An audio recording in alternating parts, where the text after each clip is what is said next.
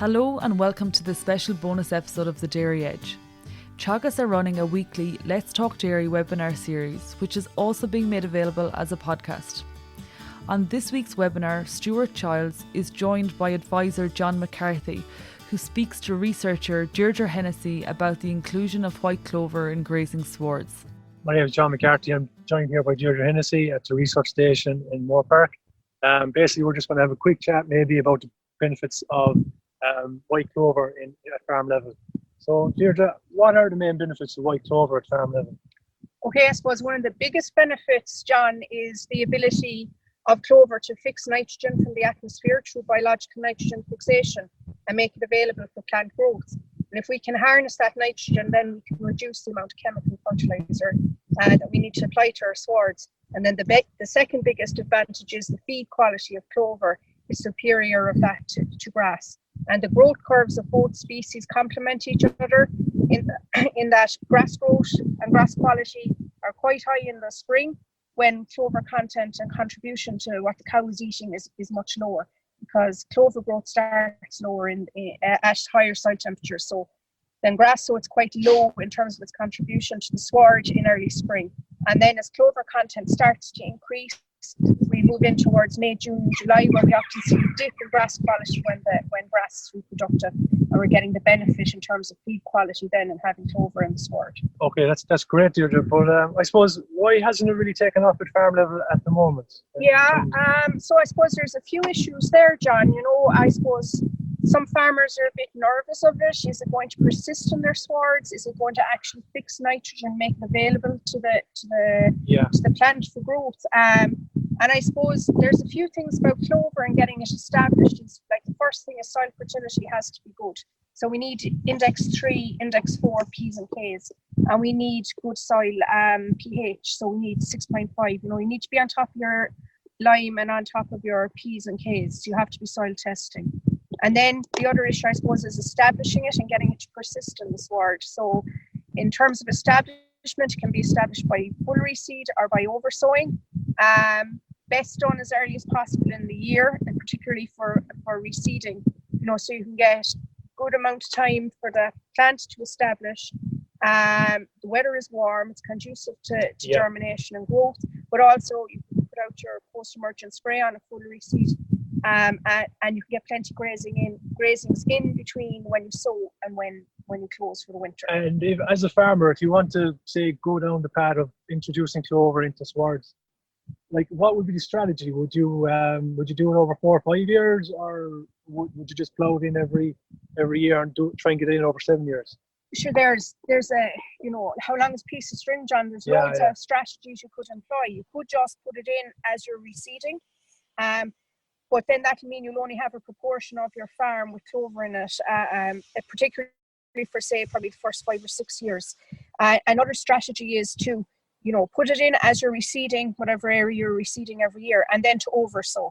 Yeah. Now, the establishment under oversowing can be somewhat variable, but again, try and go in April, May, June time, tight grazing. So, like, you really want the paddock well grazed out. You don't want to be going into a dense sward. You want a more open type sward. So, you know, a more recently reseeded sward, perhaps. Keep away from old pastures. Old pastures have a mat in them. A clover seed is tiny. You need seed to soil contact. And you need about 2 kgs per acre, is it? Yeah, 1 to 2 kilos per acre, John. And then you need to probably cut down the nitrogen at that rotation to encourage the clover to grow, is it? Well, in a way, it's to kind of suppress the grass a little bit, to give the clover a bit of air to breathe or to grow, And after that then, and it's the same on new reseed, you'd want to be grazing at a low cover, just so that you're not shading out the clover with the grass, because grass has a faster regrowth rate after grazing than clover does, so it takes clover a little bit longer. And if your grass is shading it out constantly, you're going to reduce light down. And it can't build up that bit of energy it needs to sustain itself over the winter. Exactly, and to produce stolons and so on. So you just mentioned winter there now, John. Really important in the final grazing rotation to graze down to 3.5 centimetres if you can. At least graze it out as tight as you can. Especially heavier ground at this stage. It's going to be more difficult on heavier ground. But if you can graze, conditions are reasonably okay on a lot of farms now. If you can graze well in this rotation, and hope you can graze well in the next rotation, the final one as well. I suppose once you have it in, is there much of a difference in grass management? Like when you open up the graze, start the second rotation, midsummer 21-day rotation, and all stuff like that. Is there any difference in management? So in our research work here in Moorpark, we haven't changed any of the management. We still employ the spring rotation planner in the spring with the same opening date, same start for second rotation, 18 to 21 day rotation in the mid-season, target pre-grazing herbage mass in the mid-season, 14 to 1600 kilos, grazing down to 4 centimeters, and we use the autumn rotation planner in the last rotation again, so 60% closed by the 1st of November and the remainder for the rest. No real issues in terms of management. It's the same as a normal pasture. And the farmer could take it up overnight and they could. There'd be no big issues. They could, John. You don't have to change your grassland management if you've clover in the sward. You can manage it the same. Occasionally, you might have slightly lower cover in the spring. We haven't really experienced that at all here in Moorpark, but it does happen sometimes in Clonakilty that they have a lower opening farm cover in the spring than on the clover, than on the grass only. But they still employ the spring rotation planner there, same turnout date, same target end of first rotation. And we find that once you graze off the area, it starts growing and there's no difference in farm cover by the start of the second rotation. And it really comes into its element in June, July, August. So we would hit peak end of August, start of September. So we've just passed the peak now in terms of clover content. So we would have peaked on average across the clover area here in Moorpark at about 38%. But within that, we would have paddocks that were maybe lower, down at around 30%, but some paddocks that were up at 46%. So you have a bit of a range. You won't consistently have exactly the same paddock to paddock. So, I suppose a lot of questions I get at farm level is, will it grow on my farm or will it grow on every farm, I suppose is the question. Will it grow on wet farms or dry farms or clay soil? So it'll grow on a lot of farms. We know, like on a solid head type soil, that clover grows very well there. It doesn't like very wet ground, waterlogged ground or ground where water sits on the surface. So it'll grow on heavy ground as long as it's not sitting there. Once there's some drainage there. It doesn't like very cold feet, if you want to put it that way. It doesn't like to be sitting in water, and it doesn't like the ground to be very cold. And it doesn't really start growing until soil temperatures are up around 7 or 8 degrees. Yeah, that's right, John. So you're looking at around 3 degrees higher soil temperature than you need for grass, which is somewhere around 5 degrees Celsius soil temperature. Okay, so just moving on from that then is you've done a lot of trial work here over the last 7 or 8 years. Maybe just go through the latest trial and maybe build the results and see how you're getting on. So we started working with white clover back in 2013 here on the farm in Moorpark. And we sowed our first paddocks in June 2012. And actually the paddock we're standing in right now was sown in June 2012. And actually this is a 10-year-old pasture. A 9-year-old pasture, And at the moment, our clover content here, on average across this paddock, is in or around 30%. And consistently, we've achieved across the year about 20% white clover on our systems. We haven't had to oversow this. We haven't reseeded it. We've just managed it as we manage our grazing swards. So as you said, PK, lime, and just good grazing management. Exactly. And it does work. It does work, stay, John. And that's brilliant, isn't it? Have that confidence that if you do that right, it can persist. Exactly. So our current experiment is here. We have grass-only control getting 250 kilos of nitrogen. Then we have a grass clover treatment getting 150 kilos of nitrogen, and a grass clover getting 100 kilos of nitrogen. They're all stocked at 2.74 cows per hectare. So each of these treatments, in essence, has its own farmlet on the farm here. Okay. We manage them the same. Our management rules are all exactly the same in terms of turnout, rotation length, and so on. The only thing that differs is our nitrogen application. Why did you choose 150 and 100? Okay, so we previously, in the first 4 years of the work here, we looked at grass only getting 250, grass clover getting 150, but we also had a grass clover getting 250 kilos. I suppose our thinking was that, a high stocking rate, the 150 mightn't work, mightn't fix enough nitrogen, we mightn't grow enough grass. Okay. And I suppose at the start, we were being cautious and we were looking at what clover could add to our existing system.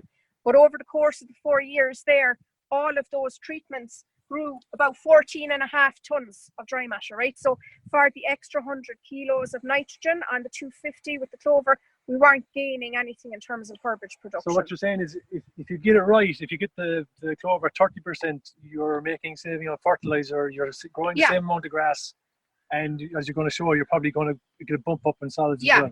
So across the year, you will be looking at having a clover content of about average around 20%. So you'll be looking at maybe something like 0 to 5% in February, depending on the spring, up to a peak of around 35-40% in September, end of August, start of September, and then it starts to decline again. So that's how you achieve your average of 20% across the year. And I suppose the other question I asked there is there a danger when it gets up to 30-40% that there's like issues around bloat or so we really have no issues around bloat here. We had one year about 5 years ago in May, we'd had I suppose a spring that was very conducive to clover growth, and we had very high clover contents for the time of year that year in May, and we did run into a few issues with bloat, but other than that we haven't had any issues in the last 5 years with bloat. Now we do put bloat oil in the water in the spring, but we don't put it in all year. We used to do that before, but we don't anymore. I suppose the main thing is that, I suppose from a clover point of view, is that it's in the whole farm. Once the cow's adjusted, that the issues really don't. So we don't have them coming on and off clover. They stay on clover for the year. Okay, so just go through the fertilizer plan. Yeah, so this is the standard kind of application strategy on the grass 250. On the clover 150, we're putting out the same nitrogen up until the end of the second rotation, so April, and from then onwards we're saving the 100 kilos of nitrogen, so it's all saved across the summer. On the clover 100, we're putting out the same nitrogen in January, and we're dropping it thereafter. Now, in terms of the clover 100, it does struggle a little bit in the autumn in particular to build cover.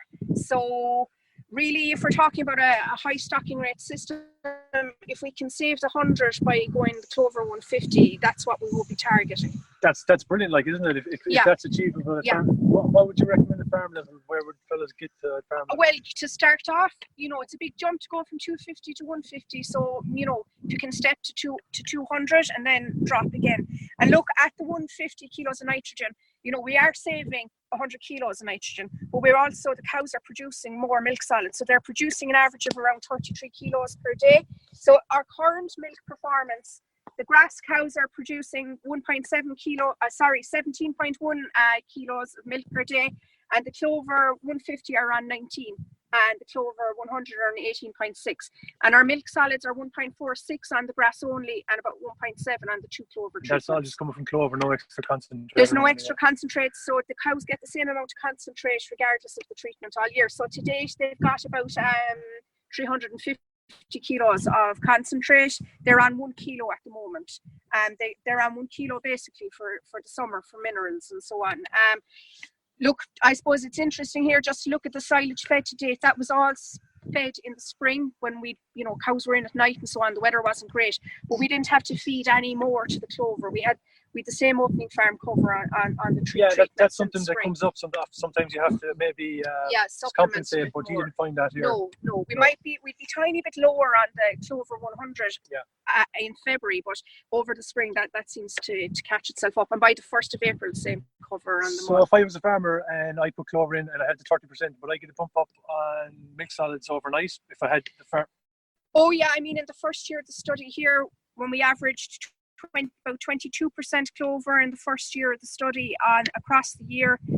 So like, as you say, John, around 30% clover in swards this time of the year. Yeah, we saw the bump in milk solids. So we were getting around the 33 kilos even in the first year. Which is, it's pretty good. You see that increase in milk solids, it comes from end of April onwards. You won't see anything earlier in the spring because the clover is low in the sward and its contribution to what the cows are eating is quite low. I just have one question's come in here, Deirdre.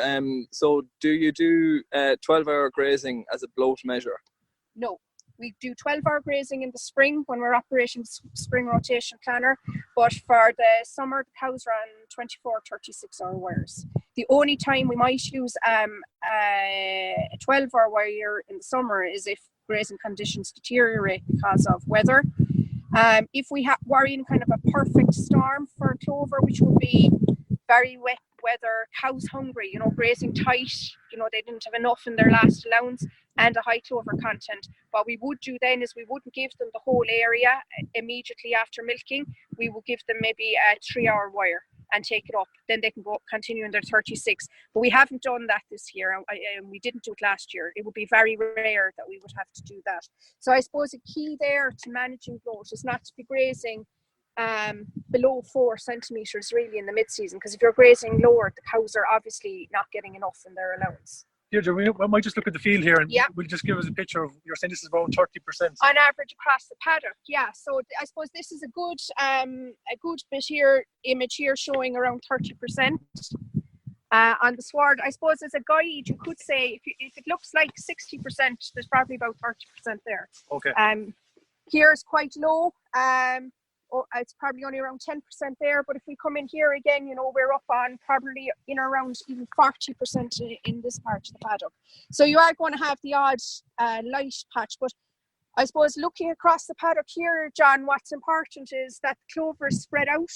It's not in big clumps across the paddock. Okay. I suppose the reason why that's important as well is if the clover is in clumps when the cows come into the paddock first, cows would preferentially graze clover. They like it. Yeah. They probably find it easier to graze. It's a bit softer than grass. And why does it come in clumps in some places? So a lot of the time that you see it in clumps, it's probably native clover rather than sown clover. Okay. And those clumps actually, there has been some work done where they've looked at them, and those clumps can almost move around the field. All right. Yeah. Sometimes with the large leaved cultivars, you would see it a bit more patchy, that it really dominates an area of the paddock and it crowds out or shades out the grass. So we wouldn't recommend large leaved clovers for cattle graze swards. It would be medium leaved. So what we actually have here, we sowed 5 kilos per hectare, so 2 kilos per acre of a 50-50 mix of Chieftain and Crusader when we put this in 2012, and they're both medium-leaved cultivars. Are these the varieties you recommend? Yeah, but there's those, but there's a few others on the recommended list as well. So really, any of the ones on the recommended list, John. There's Buddy and Iona as well, and Aberhurld. I think they're the 5 on the medium. So we'll just pan around to the field once more, and then we'll go back to the board, take one more question, and then finish up just with a summary, if that's okay. So, So John, you've probably seen the question coming in there in terms of the time between cows getting to the paddock, the first cow and the last cow, in terms of selectively grazing out the clover. Is there any issue around that? So there possibly could be, Stuart, in big herds, yes, and particularly if cows go, as they're milked. Obviously, the cows that get there first will get more of the clover. Well, at least they'll get more of the obvious clover, the bigger, the clover higher up in the sward. In terms of, is it a problem for bloat? Okay, we don't have the big 100 cow herds here where we have that issue, but I don't think it is a big issue, Stuart. Bar, you're in the perfect storm with very hungry cows and so on. It shouldn't be an issue. Okay. So in general, you're basically saying that the establishment is the critical piece, really, isn't it? There, so especially for oversown, I suppose, but also with conventional reseed. So would you just quantify when should it be grazed for the conventional reseed? Because I would find as well that even with normal reseeds without clover, people are very slow to graze them probably after they're sown, and it does affect their establishment. Yeah, and regardless of whether it's grass only or grass clover sward, it's really important to graze them as soon as they're fit to graze, Stuart. So, get your post-emergent spray out when the docks are at the seedling stage and when you can see them. And once it's sprayed and the grass is past the pull test, as in it doesn't come up when you pull it, then it should be grazed. So you might be grazing a cover of 1,000 or 1,100, but you certainly shouldn't be waiting until there's 1,500 in the paddock to graze it. And once it's grazed, you need to come back again at 1,000, 1,200 kilos. You might be back in 12 days. You have to skip out your rotation. Yeah, very good. And that's, I think as well, another point probably around spraying. I definitely see it from from looking out of the office there when you're doing the reseeding on the farm there. If you think it's too early to be spraying, it's not too early to be spraying, really. No. That's all for this week's Let's Talk Dairy webinar series. And don't forget to look out for more bonus episodes each week. I'll be back with our Dairy Edge interview on Monday, so do listen in then. I'm Emma Louise Coffey, and thanks for listening.